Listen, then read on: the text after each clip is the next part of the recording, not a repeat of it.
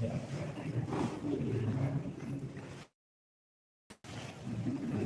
Kita mulai ya.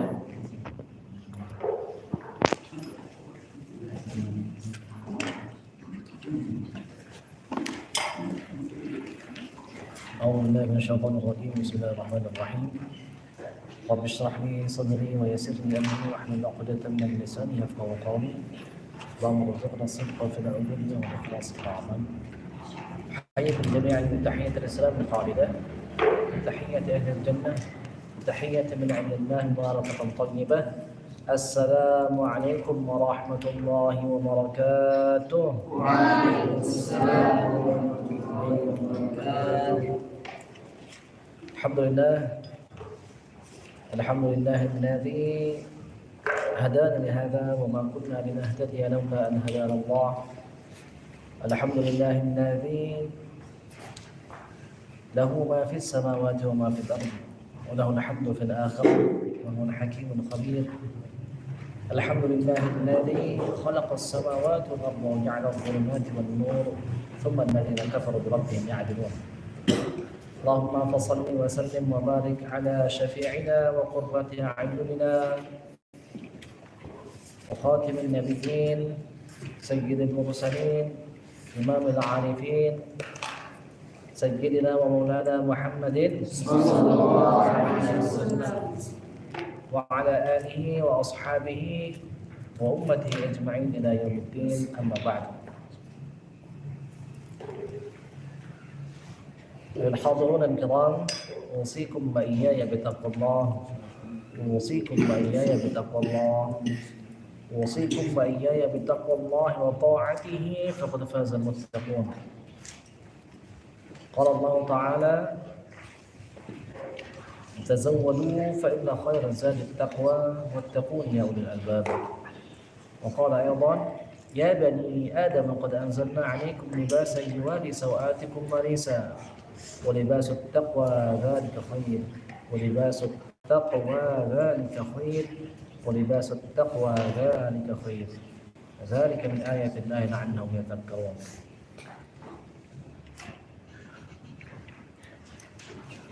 Alhamdulillah, kita bersyukur kepada Allah Subhanahu wa taala. Alhamdulillah, pada malam hari ini, malam Ahad ya. Alhamdulillah, mungkin sebagian orang sedang istirahat mungkin atau sedang menikmati hiburan ya, weekend. Ya, kita juga sama menikmati hiburan juga. Ya, mudah-mudahan hiburan rohani ya. Kita bermohon kepada Allah Subhanahu wa taala agar senantiasa Allah langgengkan nikmat ini. Amin ya rabbal alamin. Dan jangan sampai ini berhenti pada zahirnya saja. Mudah-mudahan sampai meresap masuk ke dalam batin kita ya. Sehingga mudah-mudahan kita termasuk di antara orang-orang yang mundur lagi dikit.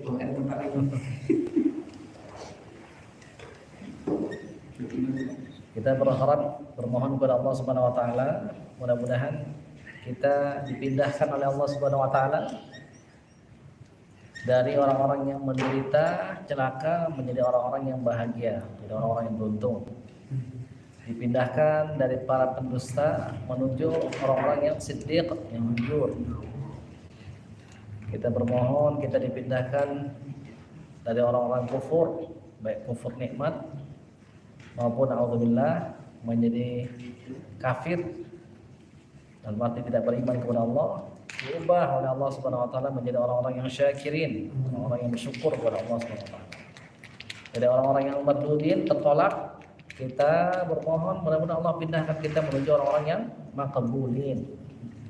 Dari orang-orang yang jahilin, orang-orang bodoh, kita mudah-mudahan dipindahkan oleh Allah menjadi orang-orang alimin wal arifin. Amin ya rabbal alamin. Salawat dan salam mari kita sampaikan kepada kekasih kita, tauladan kita, Sayyidina Maulana Muhammadin sallallahu alaihi wasallam. Beliau tidak ada kata yang sanggup untuk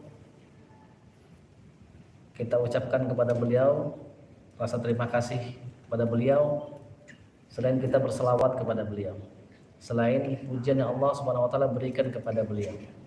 Maka kita puji beliau sesuai dengan pujian Allah kepada beliau. Wa innaka la'ala khuluqin azim. Sesungguhnya engkau wahai Muhammad sallallahu alaihi wasallam memiliki akhlak yang sangat agung, sangat besar sekali. Kita berdoa kepada Allah, mudah-mudahan Allah Subhanahu wa taala memberikan kita ilmu yang bermanfaat, dijauhkan kita jangan sampai kita termasuk di antara orang-orang yang dilaknat oleh ilmu. Mudah-mudahan kita bermohon kepada Allah agar nanti ilmu kita bermanfaat bagi kita di dunia dan akhirat. Amin ya rabbal alamin.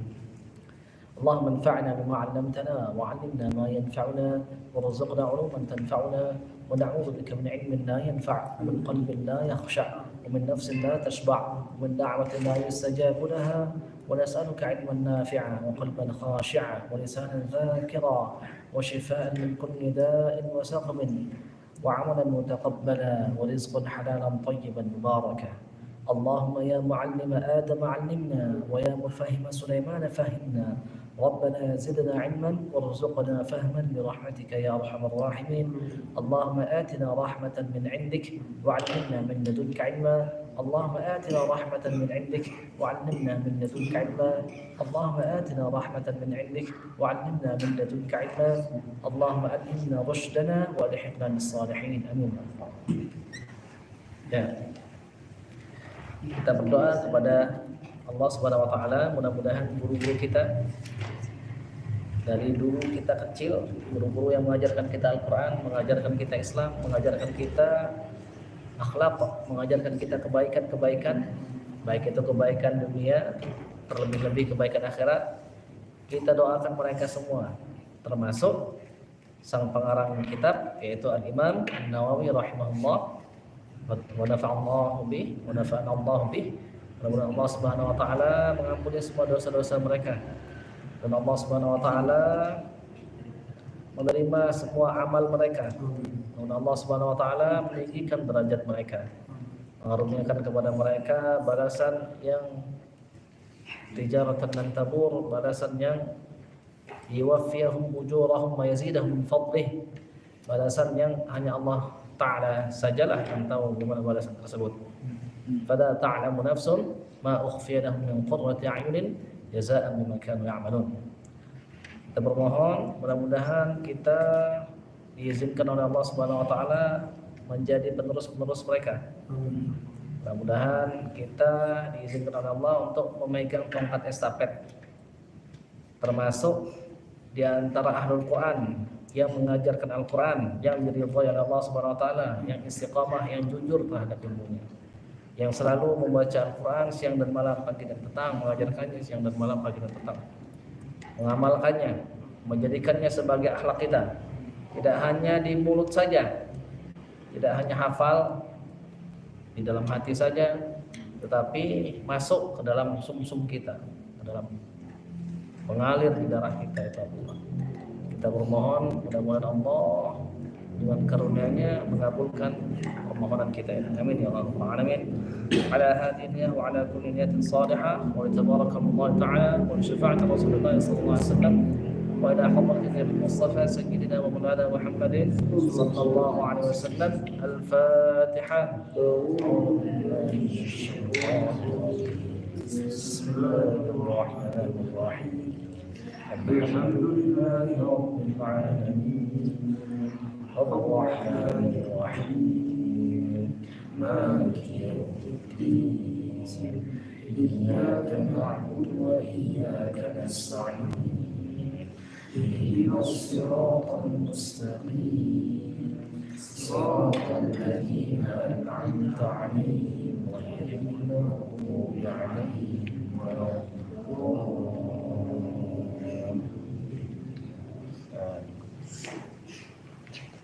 Ya, kita lanjutkan pembahasan kita ya. Kemarin kita sudah tuntaskan adab pengajar atau al-muallimul Quran, adab para pengajar Al-Quran. Sudah kita bahas lumayan banyak sekali. Dilihat lagi catatannya, dibaca-baca lagi, diingat-ingat lagi. Tidak cukup kita ikut kajian ngaji, habis itu sudah lupa. Tidak dicatat, tidak dibaca lagi. Atau sudah dicatat bagus, tapi tidak dibaca lagi. Nah, jangan sampai begitu. Dibaca lagi terus, dilihat, diulang-ulang terus, diulang lagi, dinilai diri kita sudah mengamalkan atau belum. Karena adab itu merupakan sesuatu yang sangat penting sekali. Jadi adab itu isti'malu ma yuhmadu. Jadi kita pakai segala sesuatu yang dipuji. Kita mengamalkan semua yang dipuji. Qaulan atau fi'lan. Baik perkataan maupun perbuatan. Berarti kalau misalnya ada satu tindakan, ada satu perkataan dibanding satu tindakan yang lain, dibanding satu perkataan yang lain, yang mana yang lebih dipuji, berarti itu yang lebih beradab.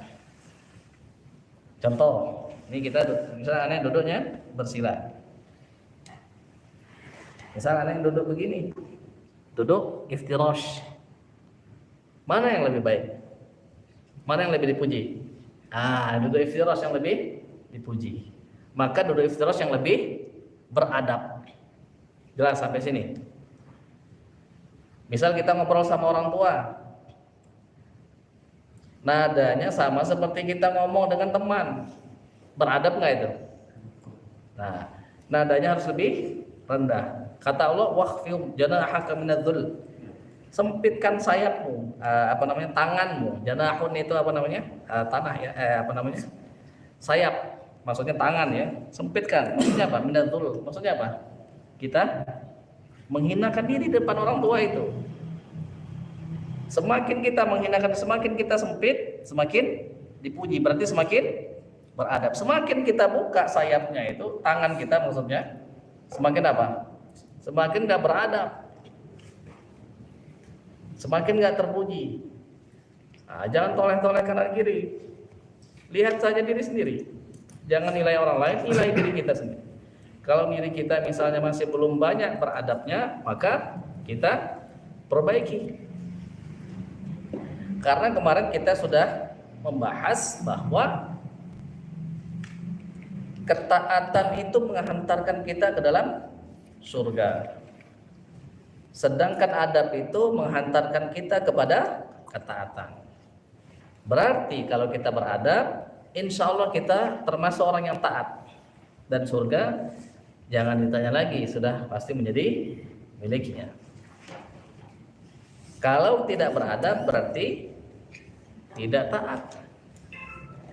Maka cobalah lihat bagaimana Allah Subhanahu wa taala mengajarkan khairul alamin. Sebaik-baik makhluk siapa dia? Muhammad sallallahu alaihi wasallam. Coba lihat surah Abasa.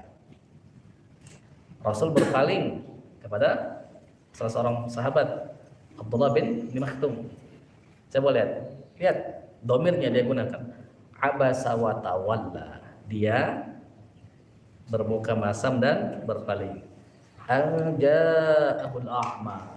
Datang kepadanya seorang yang buta. Terus apa ayat selanjutnya? Wa ma yudrika la'allahu yazakka. Tidaklah dia datang kepadamu agar dia itu membersihkan dirinya. Coba lihat domirnya itu. Dia nggak bilang abasta wa tawallaita an ja'akal a'ma. Dia nggak bilang begitu. Kenapa coba? Nah, Allah Subhanahu wa taala menegur tapi pakai isyarat. Itu siapa? Nabi Muhammad SAW. Nah, bahkan Allah mengajarkan kepada kita adab, bahkan kepada yang lebih rendah daripada kita pun. Tinggian mana Allah sama Nabi Muhammad? Gak usah ditanya tinggian Allah. Walaupun Nabi Muhammad khairul alamin, sebaik-baik makhluk. Jadi alam itu artinya itu segala sesuatu selain Allah. Itu disebutnya alam. Maka dia disebutnya Rabbul Alamin. Coba dia pakai, dia berpaling, dia bermuka mesem dan dia berpaling. Datang kepadanya orang yang buta. Tidaklah dia datang kepadamu kecuali dia ingin membersihkan dirinya. Jelas nggak? Bagaimana Allah Subhanahu Wa Taala beradab menjaga kepada Muhammad SAW. Maka kata Nabi Muhammad SAW, "Adabani Rabbi fa ahsana ta'dibi." Tuhanku mengajarkan adab kepadaku, maka dialah sebaik-baik pengajar adab. Maka adabku kemudian menjadi baik sekali karena diajarkan oleh Tuhanku. Dia tahu Nabi Muhammad tidak mengatakan insya Allah, apa yang terjadi? Ada orang bertanya, nanti saya kasih tahu. Enggak pakai insya Allah. Insya Allah itu apanya? Kalau Allah menghendaki. Ada ditegur sama Allah, apa yang terjadi? Tidak datang, nggak datang lagi. Nah, makanya kemudian turunlah ayat yang sudah di store sama Abdi itu. Baru belum. Wala taqulanna li syai'in inni fa'ilun dzalika ghadan illa ay yasha Allah. Wala taqulanna li syai'in, jangan kau katakan kepada sesuatu itu inni fa'ilu dzalika ghadan, aku akan mengerjakan itu besok. Illa ay yasha Allah, kecuali Allah menghendaki hal tersebut akan terjadi. Nah, kita juga coba balik lagi kisah Imam Syafi'i, bagaimana diajarkan oleh Allah SWT tentang adab. Masih ingat kan? Terbesitlah di hati Imam Syafi'i bahwa dia adalah orang yang alim. Dia adalah orang yang berpengetahuan. Padahal tidak ada satupun manusia di dunia ini yang meragukan itu. Bahkan orang menjulukinya apa?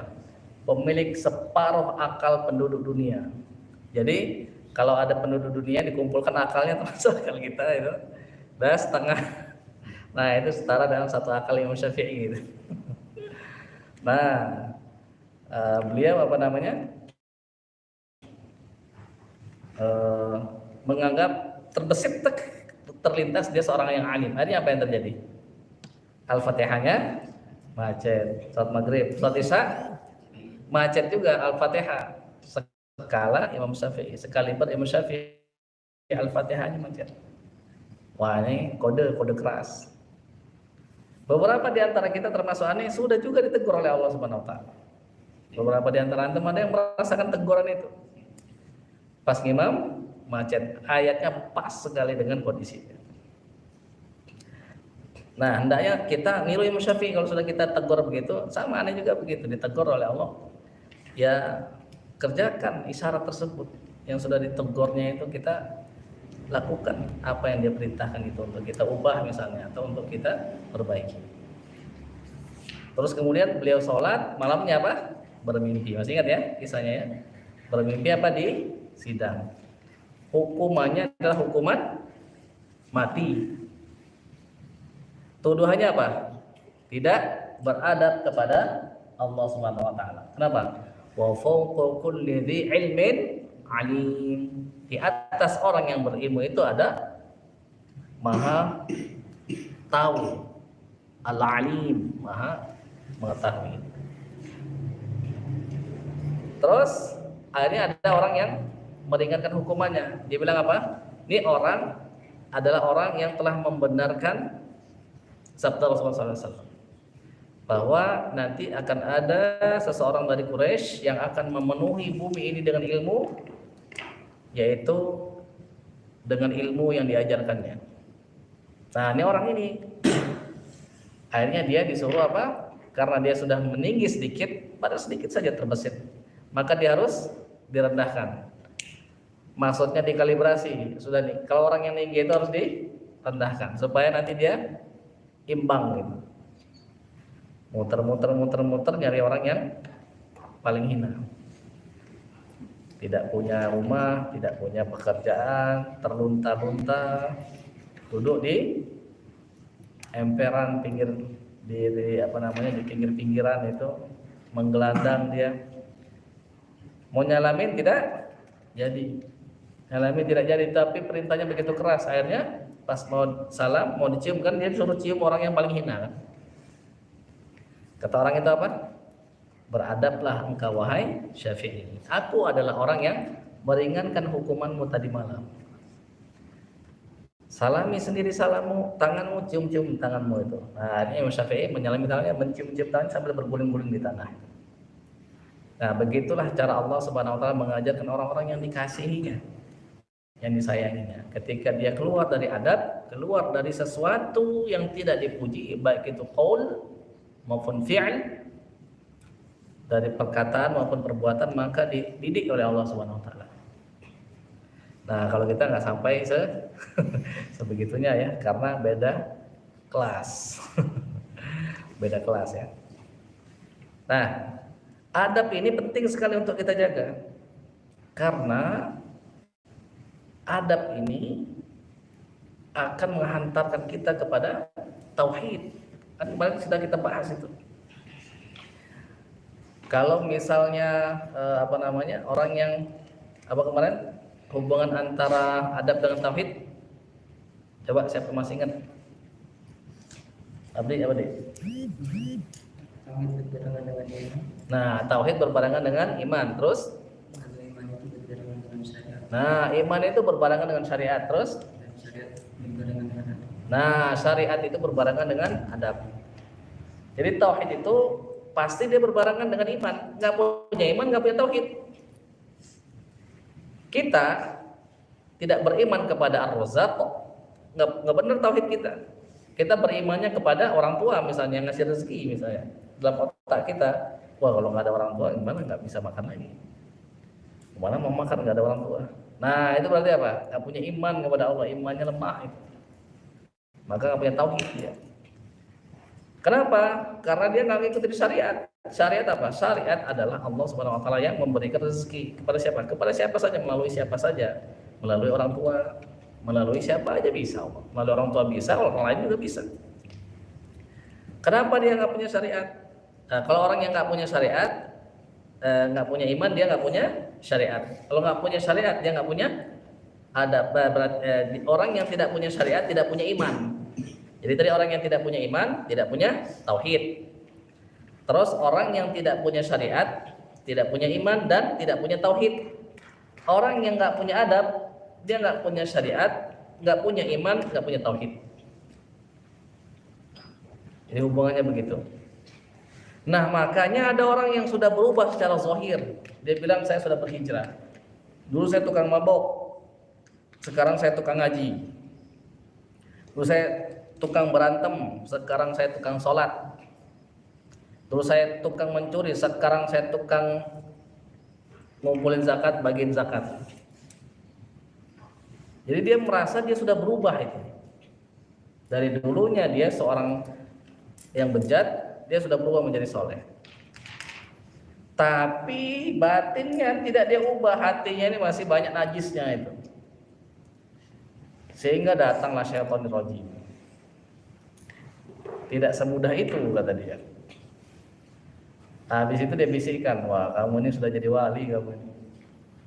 Kamu dulu tukang mabok, sekarang kamu tukang ngaji, kamu kerja kamu.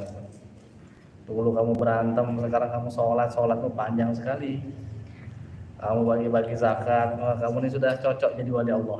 Akhirnya dalam hatinya apa? Dia merasa dirinya adalah orang soleh, kekasih Allah. Bahkan dia akhirnya menjadi sesuatu yang lebih hina dibanding dulu ketika dia dulu masih mabok. Kenapa? Adabnya nggak dijaga, ada batinnya itu nggak dijaga. Nah, maka penting sekali bagi kita untuk menjaga adab ini. Ya. Nah, kita lanjutkan dulu. Sedikit kita bahas adab. Kemarin kita sudah bahas tuntaskan tentang adab al-mu'allim ya. Nah, sekarang kita lanjutkan halaman berapa ya?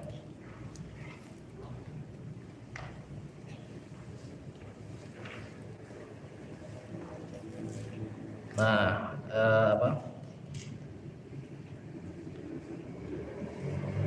lanjutkan ya. Ini langsung baca ya.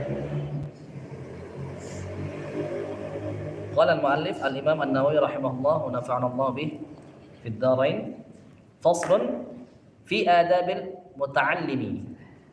Jadi pembahasan fasal tentang adab seorang yang belajar Al-Quran, ya, seorang pembelajar, maksudnya pembelajar Al-Quran, membaca Al-Quran. Jami'u ma dzakarnahu min adabi al-muallimi fi nafsi adabun lil muta'allimi. Jadi semua yang sudah kami sebutkan tadi di awal, yaitu adab pengajar, juga sama, itu masuk ke adab pembelajar. Ya, jadi adab pengajar itu masuk juga ke adab orang yang belajar. Kan kemudian Anda sampaikan, kalau kita nggak punya murid, berarti muridnya siapa? Diri sendiri berarti. Adab pengajar kita, muridnya siapa? Muridnya kita. Yang ngajar siapa? Ngajar diri sendiri. Maka semua adab pengajar harus kita kerjakan. Jelas sampai sini? Bagaimana kita memotivasi diri kita sendiri? Bagaimana kita selalu bersabar menghadapi diri kita sendiri? Maunya ngaji tapi kenyataannya tidak, misalnya. Maunya pengen, oke, nulis target, ayo target bulan ini, tulis sekian juz. Ternyata kenyataannya tidak seindah harapannya gitu. Nah, maka adabnya seorang al-muallim itu harus memotivasi dirinya itu. Motivasi apa? Diri sendiri. Nah, itu contohnya ya. Terus, wa min adabihi ayyajtanibal asbab syaghilata adit tahsil illa sababan la budda minhu lil hajah. Dan di antara adab-adabnya adalah menjauhi semua sebab-sebab yang menyibukkan dia dari tercapainya tujuannya untuk menjadi ahlul Quran. Segala sebab-sebab yang menyibukkannya ditinggalkan semua. Nah, makanya aneh termasuk alhamdulillah orang yang beruntung sekali. Wah, Pak Evan ini sedekah terus nih Pak Evan ini, repotin nih. Bisa kalau saya. Maka aneh alhamdulillah bersyukur kepada Allah, dihilangkan oleh Allah segala sebab-sebab yang menyibukkan. Nggak nyari duit, sudah dikasih tajrid. Alhamdulillah, bersyukur kepada Allah. Nah, karena sudah banyak dikasih Allah karunia, antum juga sini banyak yang tajrid ini. Ya. Tajrid melalui siapa? Melalui orang tua, melalui donatur sudah tajrid. Enggak perlu antum bekerja, sudah bisa makan sehari-hari. Nah, maka itu harus disyukuri. Gimana syukurnya? Dengan bersungguh-sungguh menghafalnya itu. Jangan banyak iklan, jangan banyak pikiran. Ya, fokuskan saja pikirannya kepada tujuan kita, yaitu menuntut ilmu sebaik-baiknya mumpung masih muda, mumpung masih dikasih kesempatan. Nah, itu harus dijauhi semua. Illa sababan la budda minhu lil hajah, kecuali nanti urusannya itu memang benar-benar butuh sesuatu hajatnya itu. Nah, makanya aneh diceritain sama guru aneh itu, Ki Haji Abdul Rahim. Beliau itu punya teman ngafal Quran. Dulu itu kata beliau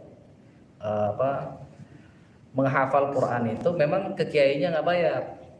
Tapi kata dia kiainya itu tidak sehebat Imam Hanafi. Imam Hanafi itu bilang ke muridnya Abu Yusuf itu, sudah kamu belajar sini saya gaji. Enak nggak? Wah, udah diajarin sama wali Imam Hanafi digaji lagi.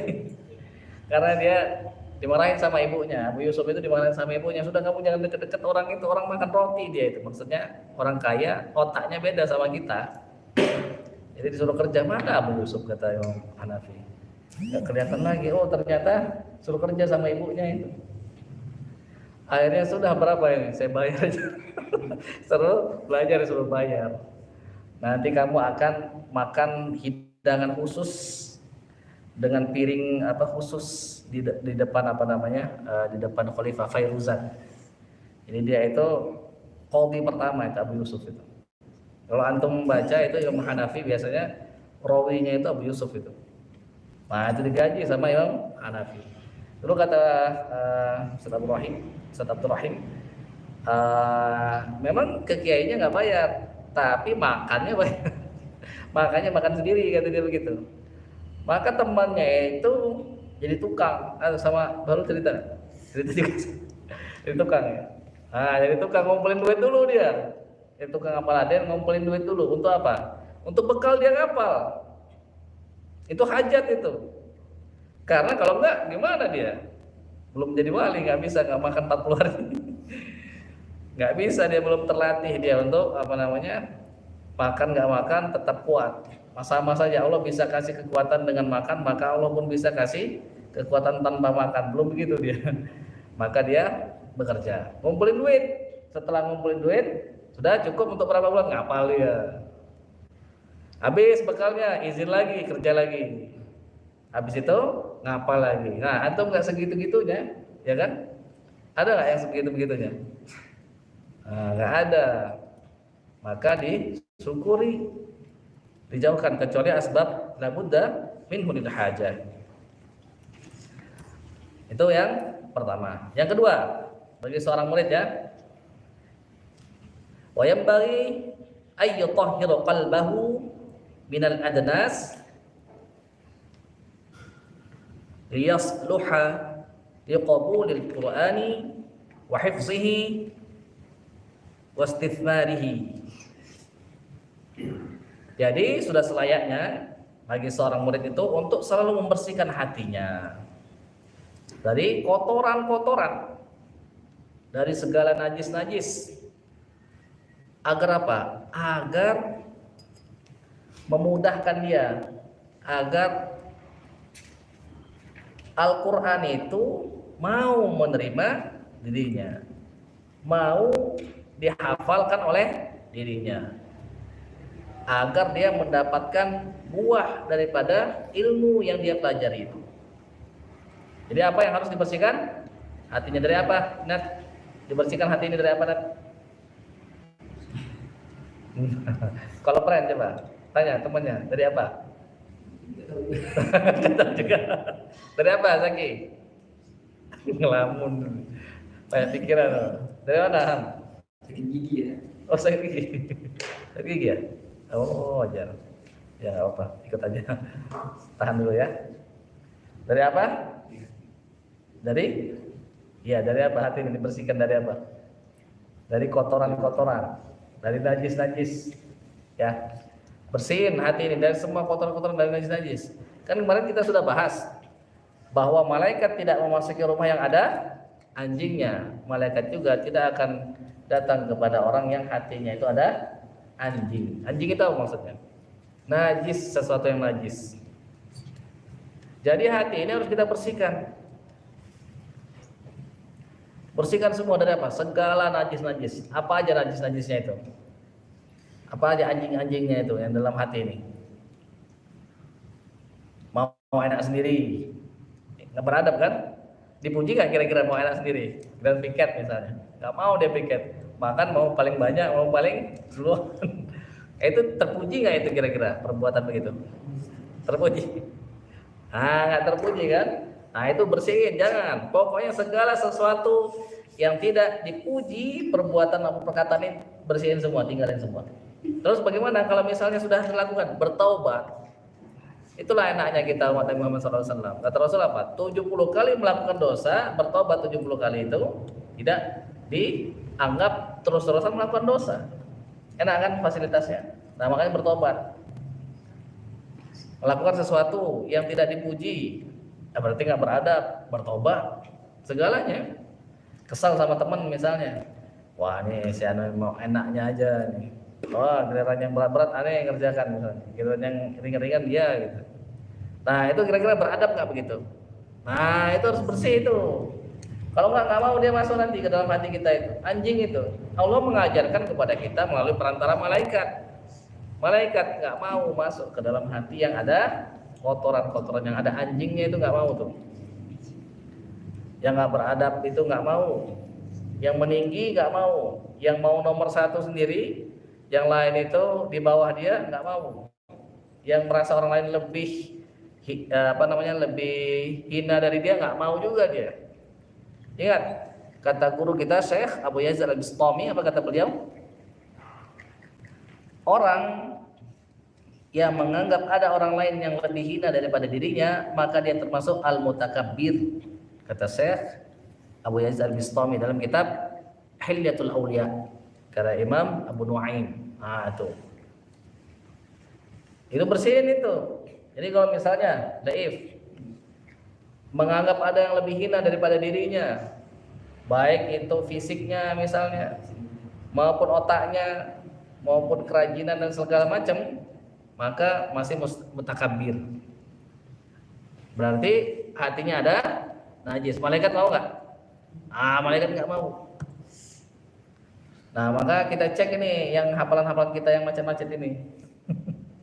Ya, coba lihat. Nggak mau. Kenapa Al-Quran ini kok seperti bebal, nggak mau masuk? Al-Quran yang bebal apa kita yang bebal? Nah gitu, maka dia nggak mau masuk Al-Quran itu. Kata Imam An-Nawawi itu, dia suruh hanya qabul Al-Quran wa hifzihi wa istifmarihi. Al-Quran nggak mau, nggak terima itu yang begitu. Kalau dia sayang sama kita nggak diterima. Tapi kalau misalnya dia ingin menjadikan kita orang yang semakin terhina, semakin banyak. Sekarang begini, orang yang berilmu, dia tahu sesuatu itu salah, tapi tetap dia lakukan. Jadi orang yang berilmu dia tahu itu salah, tapi tetap dia lakukan. Yang kedua, orang yang nggak berilmu, dia nggak tahu kalau dia itu salah, tapi dia lakukan. Mana yang lebih keras hukumannya? Yang pertama, yang kedua. Nah, kita udah tahu yang pertama. Maka kalau misalnya kita nggak dicintainya, dibiarin aja itu, sehingga nanti akan masuk neraka tanpa hisab. Nomor berapa masuk neraka tanpa hisab?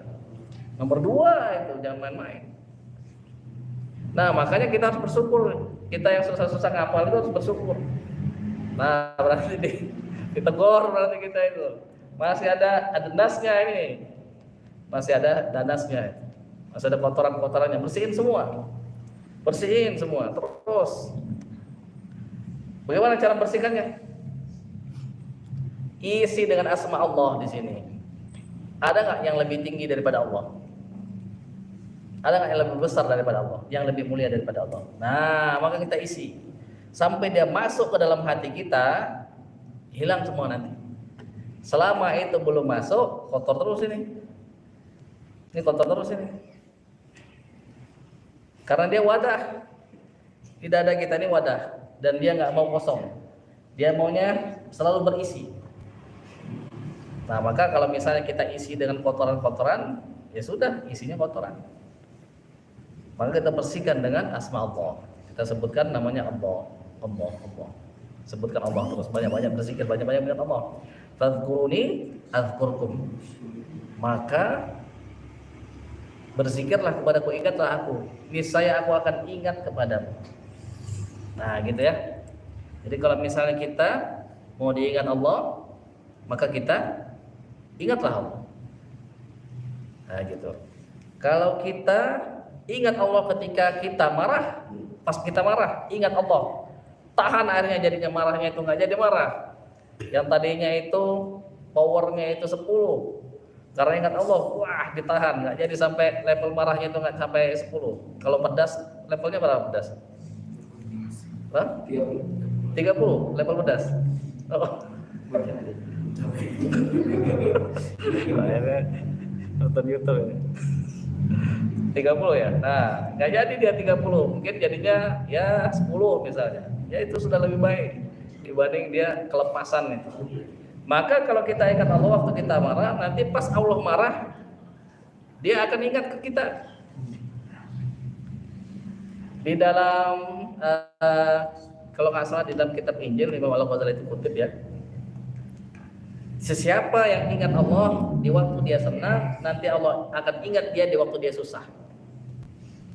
Ingat Allah waktu kita senang, nanti waktu kita susah Allah ingat kita.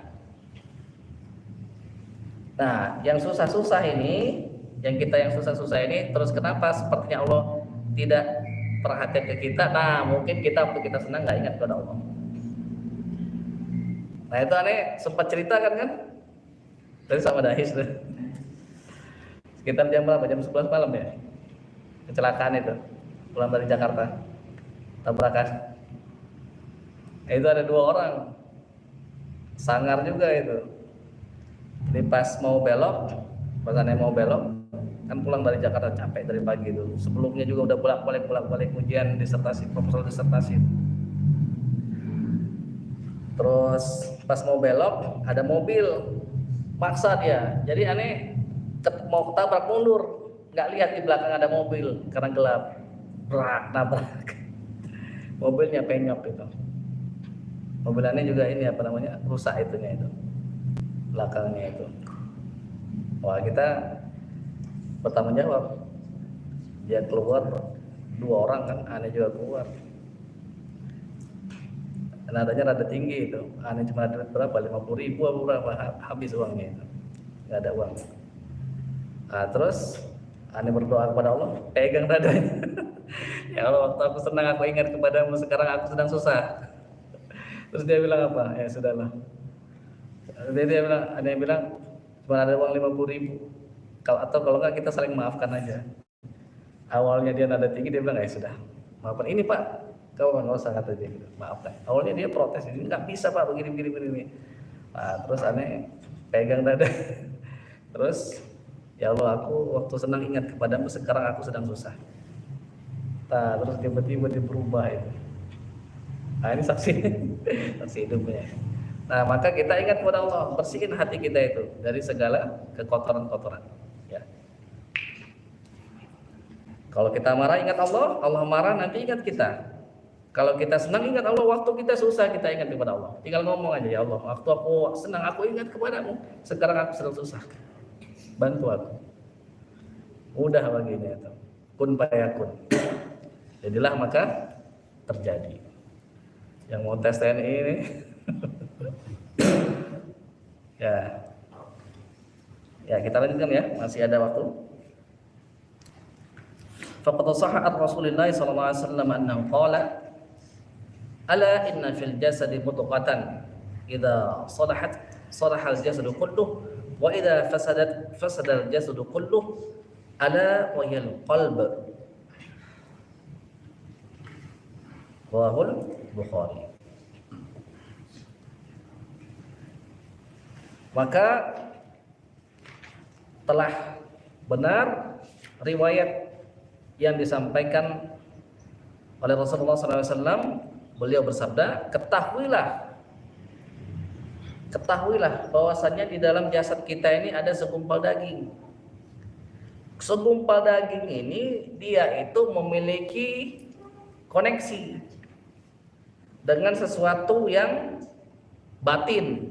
Kalau zahirnya segumpal daging itu zahirnya, tetapi yang batinnya itu, yang kalau misalnya dia ini bersih, kalau dia sudah makrifat, pas meninggal dibawa terus itu makrifatnya itu.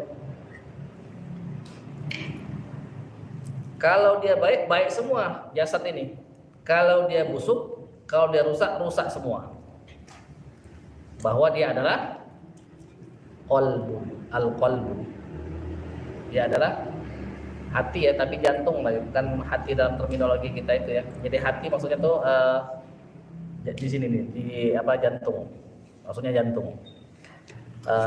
Mudghahnya itu yang dimaksud adalah jantung, bukan hati untuk pendetok itu ya. Apa namanya, racun itu bukan, tapi qalbun. Nah, inilah yang harus kita isi dengan apa? Dengan asma Allah itu, supaya bersih dia. Dia bersih semua. Di sinilah tempat makrifat itu, tempat kenal kepada Allah itu. Maka kalau mata kita busuk, berarti sumbernya sini nih. Jadi yang harus kita perbaikin apa? Sumbernya dulu, benerin sumbernya dulu. Kalau misalnya kita ada sumber air tuh, terus kita tampung dia di dalam sebuah wadah misalnya, kotor. Kita bersihin aja si penampungnya itu. Yang bersih di mana? Penampungnya aja. Kalaupun misalnya pembersihan kita itu filternya itu baik, penampungnya aja. Kalau kita pasang lagi pipa ke sumber air itu kotor lagi dia, bikin lagi dia kotor lagi kan, bikin lagi penampung ini filternya atau pembersihnya itu, buka lagi kotor lagi. Sumbernya tidak dibersihkan, bersihkan sumbernya dulu, bersihkan sininya dulu. Maka tadi harus kita perhatikan, kita bersihkan semua. Nah, kemudian kalau kata Imam An-Nawawi kita lihat walaqad ahsanal qail, alangkah bagusnya perkataan seseorang, yutayyibul qalbu lil ilmi kama tutayyibul ardu lizzira'ah. Hati itu kalau dia baik, dia akan bisa menerima ilmu. Sama seperti tanah, kalau dia baik, maka dia akan bisa menumbuhkan tumbuhan. Maka di hafalan kita itu yang sudah store di 8, wal baladut thayyibu yakhruju nabatuhu bi idzni rabbih. Apa artinya? Apa dia artinya? Wal baladut thayyib. Apa namanya? Tanah bumi ya, tanah yang baik, tanah yang subur itu yakhruju nabatuhu bi idzni rabbih. Khabutha la yakhruju illa nakida. Apa artinya itu? Kalau yang jelek, yang busuk, dia tidak mengeluarkan kecuali yang buruk juga. Jadi tanamannya tidak bagus, tidak tumbuh, sama seperti misalnya pasir. Pasir memang makhluk Allah.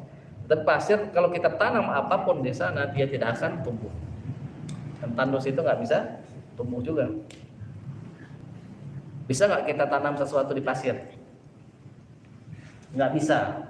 Loh, terus itu apa namanya, kaktus itu dia tumbuh di tanah, itu bukan di pasir itu. Kaktus itu tumbuhnya di tanah itu. Makanya pasir itu dalam bahasa Arab sebutnya mardaun itu pasir.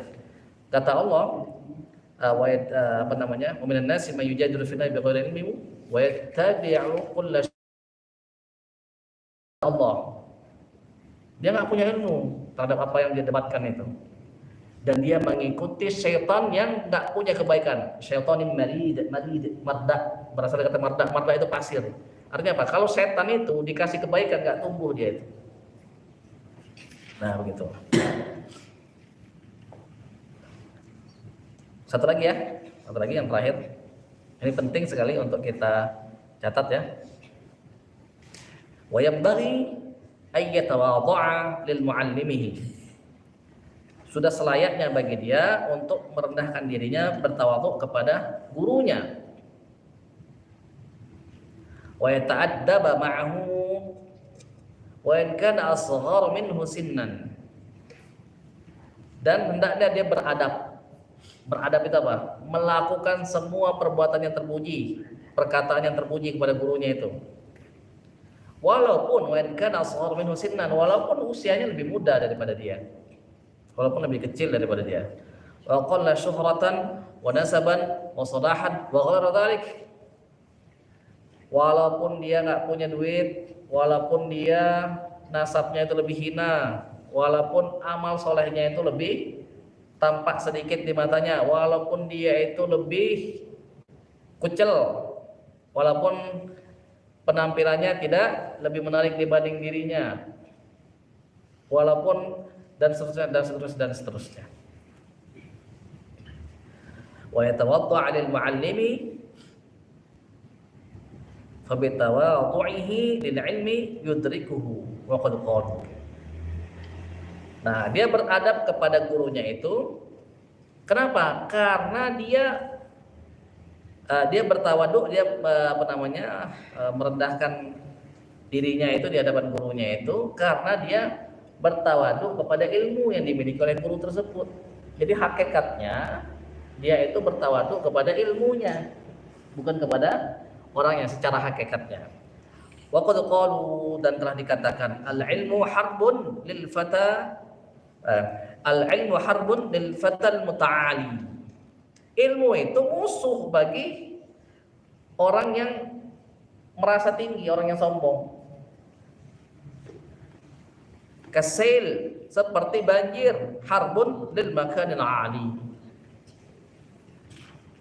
untuk tempat yang tinggi. Jadi maksudnya apa? Banjir itu kemana dulu dia? Ke tempat yang tinggi atau tempat yang rendah? Sama ilmu juga sama begitu. Air itu ke tempat yang rendah dulu dia, ke tempat yang rendah dia. Kecuali antum pakai pompa, naik dia ke atas. Ilmu juga sama. Ilmu itu nggak mau dia itu menghinggap ke dalam hati yang mutakabir tadi itu, yang muta'ali, rasa tinggi dia itu. Pas dia negur gurunya, kenapa begini, kenapa begitu. Makanya kalau kita baca itu ada Imam Abu Ali Ad-Daqqaq itu gurunya Syekh Al-Qushairi, Imam Al-Qushairi.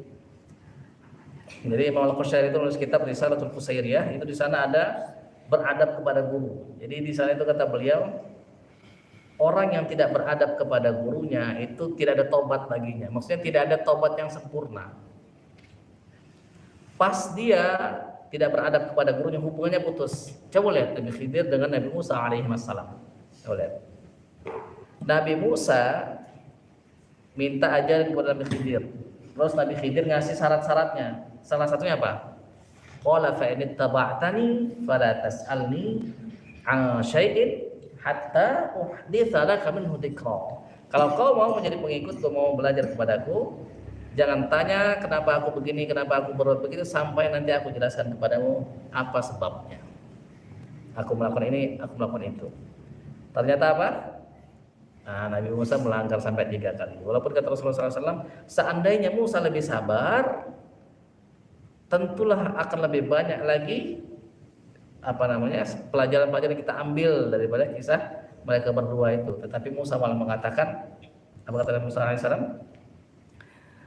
Qala in sa'altuka 'an syai'in ba'daha fala tusahibni. Kalau aku tanya kepadamu tentang sesuatu, aku pertanyakan kenapa engkau melakukan ini, kenapa engkau melakukan itu, maka sudahlah, enggak usah temenin aku. Enggak usah ngajarin aku lagi. Nah, gitu kata Muhammad SAW. Maka adab itu penting. Makanya pas antum datang ke sini diterima semua. Syaratnya apa? Yang pertama, berusaha untuk mengikhlaskan niat. Yang kedua, ikutin semua aturan. Ikutin semua aturan, jangan melanggar. Usahakan jangan sampai melanggar. Nah, gitu. Terus yang selanjutnya apa? Nanti kalau misalnya keluar tanpa alasan yang jelas, tanpa uzur syar'i, tidak boleh lagi masuk di sini, nggak boleh lagi. Kenapa? Sudah putus hubungannya itu. Maka Syekh Abdul Qadir Jailani juga begitu. Ada muridnya, terus bapaknya diprovokasi, anakmu itu dihinakan oleh Abdul Qadir Jailani, maka dikasih sisa, disuruh-suruh begini gitu.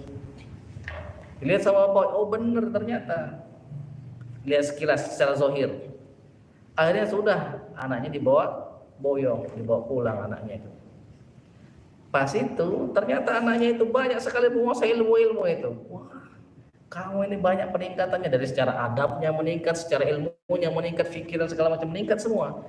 Mau dibalikkan lagi ke Syaikhul Qadir, kata Syaikhul Qadir nggak terima lagi. Nah, makanya kepada guru itu usahakan kita jangan sampai melanggar apa yang dia nasihatkan. Jadi setiap tempat ada perkataannya, setiap perkataan ada tempatnya. Jadi misalnya aneh ngomong begini, berarti aneh memposisikan diri sebagai murid kepada guru. Bukan aneh kepada guru minta dihormati. Nah, jangan begitu. Jelas ya? Nah, mungkin ini dulu yang kita bahas. Sudah hampir 1 jam ya. Ada pertanyaan sebelum kita akhiri? Tidak ada? Kita semua ini capek semua, ini pada ngaji semua apa gimana ini? Tumbang. Itu tumbang. Banyak tumbang ini. Ngaji terus apa? Kebanyakan ngaji apa gimana? Enggak istirahat siang, enggak tidur siang. Oh, enggak tidur siang. Ada? Tidak ada? Jelas ya? Jelas, nanti coba dibaca-baca lagi. Kalau tidak ada yang dimengerti, kalau ada yang tidak dimengerti, ditanyakan, didiskusikan. Kita akhiri dengan hamdalah, alhamdulillahirabbil alamin, dan doa kafaratul majlis. Subhanakallahumma wa bihamdika nasyhadu an la ilaha illa anta nastaghfiruka wa natubu ilaik. Allahumma shalli wa sallim wa barik ala sayyidina Muhammadin wa alihi wa sahbihi wa sallim tasliman katsira. Allahumma inna nas'aluka bi kulli ismin huwa laka sammayta bihi nafsak أو أنزلته في كتابك أو علمته أحدا من خلقك أو استأثرت به في علم الغيب عندك أن تجعل القرآن الكريم ربيع قلوبنا ونور أبصارنا وشفاء صدورنا وجلاء أحزاننا وذهاب همومنا وغمومنا. اللهم ذكرنا منه ما نسينا وعلمنا منه ما جهلنا وارزقنا تلاوته آناء الليل وآناء النهار على النحو الذي يرضيك عنا. واجعله شفيعا لنا يوم لا ينفع مال ولا بنون إلا من أتى الله بقلب سليم. اللهم إنا نسألك أن تلزم قلوبنا حفظ كتابك كما علمتنا. اللهم بالحق أنزلته وبالحق نزل. اللهم عظم رغبتنا فيه، عظم رغبتنا فيه، عظم رغبتنا فيه، واجعله نورا لأبصارنا وشفاء لصدورنا وذهابا لهمنا وغمنا وحزننا. اللهم زين به ألسنتنا وجمل به وجوهنا وقوي به أجسادنا وثقل به موازيننا وارزقنا تلاوته على طاعتك إلى الليل وأطراف النار واحشرنا مع النبي وآل الطيبين الأطهار. اللهم اجعلنا من الذين يستمعون القول فيتبعون أحسنه واجعلنا من أولي الألباب الذين يذكرون الله قياما وقعودا وعلى جنوبهم ويتفكرون في خلق السماوات والأرض. ربنا ما خلقت هذا باطلا سبحانك فقنا عذاب النار. واجعلنا من الذين قيل لهم يا أيتها النفس المطمئنة ارجعي إلى ربك راضية مرضية فادخلي في عبادي وادخلي جنتي. اللهم اجعل القرآن لنا في الدنيا قرينا وفي القبر مونسا وعلى الصراط نورا وفي الجنة رفيقا ومن النار سترا وحجابا. سبحان ربنا رب العزة عما يصفون وسلام على المرسلين والحمد لله رب العالمين. السلام عليكم ورحمة الله وبركاته.